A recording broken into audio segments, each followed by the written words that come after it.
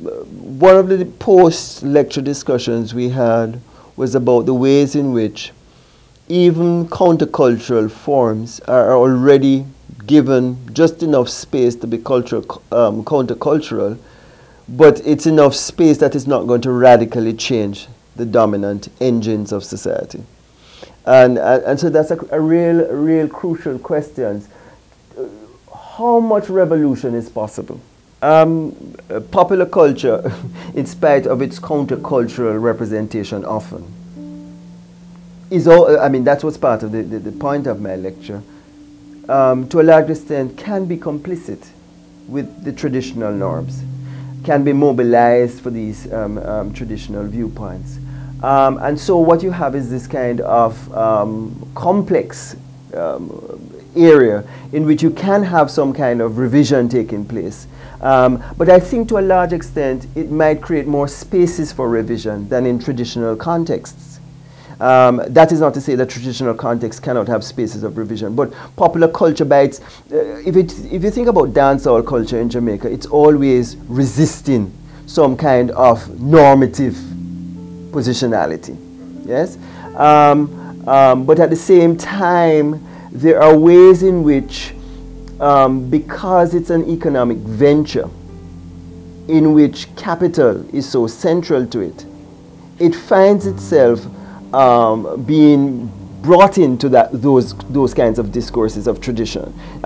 Because if you want to sell, for example, and you know, although you're trying to be revolutionary in some ways, you're still trying to satisfy the powers that be. Reggae music has always been traditionally seen, or claims have been made for it, of it challenging classism, imperialism, a kind of government neglect of the poor. You know, you go back to Bob Marley's music and so on, and that it's also aligned with a kind of Rastafarian philosophy, yeah, and background. And one of the things that I did point out in my analysis of that is that when it comes to gender and sexuality, you know, Rastafarianism is to a large extent primarily very patriarchal. You know, I'm sure that there are spaces in which women have exercised power, but traditionally and generally speaking, there's a patriarchal impulse in Rastafarianism, and when you saw some of the maneuvers, you wondered whether that radicalism about class and about imperialism and about Europe versus Africa and about the poor can translate when it comes to issues about masculinity and femininity, and worse, about sexuality that is out of heteronormativity. Yes, and so it says that even when we can find spaces of challenge, yes, there are ways in which those spaces of challenge stop and can't go any further. Yeah, and how do we liberate or take those challenging impulses further? But more importantly, how much are those challenges just allowable? How does dominant culture create just enough space in order to reconform, recontain these sites? And I don't have the full answer. I can't tell you the full answer to that. But I think that's a crucial question that we'll have to ask of popular culture, and to see how we can mobilize it. And sometimes within popular culture, you have some, this is another question. Can popular culture remain popular if it's so revolutionary? Because we do have some artists who are kind of outside of the box, who are challenging all kinds of things. But do they ever become mainstream in terms of the popular, so well circulated? They remain fringe. They remain, you know, that voice that is on the side. And how can we make the margins centerfold?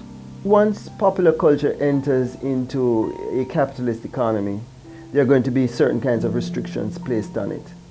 And therefore it's going to be up to people to see how much wiggle room you can have to make changes. But secondly, perhaps the very conception of radical revolution is a problem. Change often takes time to take effect, especially if we think of the ways in which people are formed. It's a period of something that goes over time. If you're going to change people's consciousness, that's going to take a longer time. And so Shalini Puri has this notion that rather than this expectation of radical revolution, we perhaps need to embrace the idea of quiet, what she calls quiet revolution. Moments of trouble that is not big and large, and it's perhaps those little moments that we will work over time that will become that thing that shifts.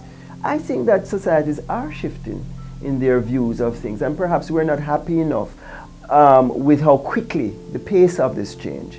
But I think that it requires more attention, that people who are invested in this, and perhaps I should go to another extent to say that it will take activism. It will take somebody who has a political project about making these changes. It can't be that we're just going to sit down and say, all right, somebody has a vision and that is there. You're going to have to make it an active process. And it will take more than just popular culture as a means, because it has to be a much more pervasive attempt to change society. It will have to be, and so part of it is that perhaps education is one of the means through which we can begin this process.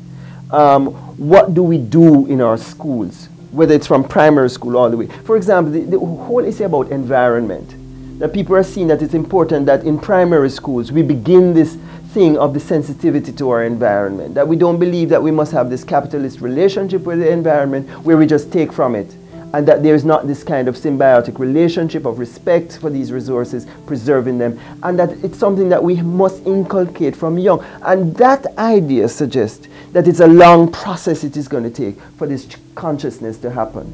I think popular culture creates a great deal more space, as I said earlier, because there's less kind of control in some ways, right? Although there are economic control factors on who pays the piper determines the tune. But it's not always fully contained. And what we have to do is to perhaps to begin a job that is going to take time and that we are going to be committed to for a long period of time.